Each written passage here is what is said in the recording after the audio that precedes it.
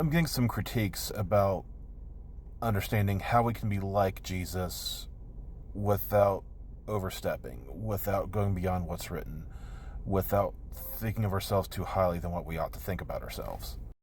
It's not just about humility or things like that. It's just answering the question, like, didn't Jesus flip tables? Didn't Jesus call people vipers, snakes, and all these things? And if he always treated every non-believer that way, then you can make the case. I can treat people who don't believe the truth that way, people who aren't Christians.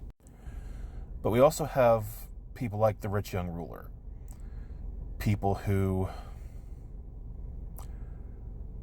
were concerned with eternal life, people who thought they were keeping the commandments, wanted to know what they were missing. If you look at all the texts in the different Gospels, like, I've kept all these commandments you've given me, Jesus, from my youth.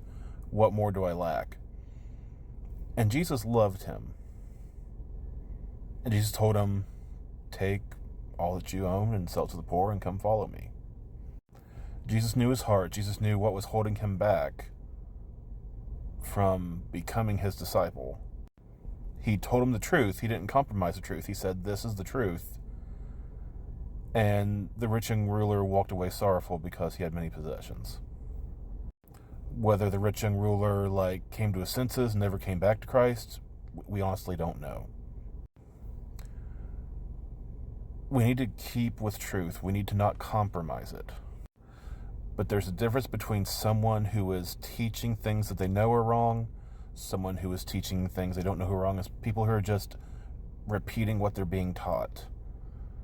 And that last group of people does not deserve to be called vipers or hypocrites or anything like that when they don't know any better.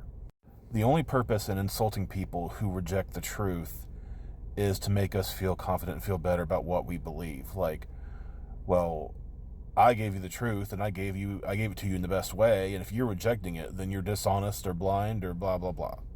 There are people that are wiser and smarter than us that don't obey the gospel, that can't even recognize the difference between the true gospel and a false gospel. People can have every advantage and still walk away from the truth. That doesn't give us a right to insult them. Are there people that I should rebuke and should probably be a bit more aggressive and blunt with? Sure. But I'm going to err on the side of caution, that there are people that don't need to be treated that way. I'm not going to burn bridges with people the first time we have a disagreement.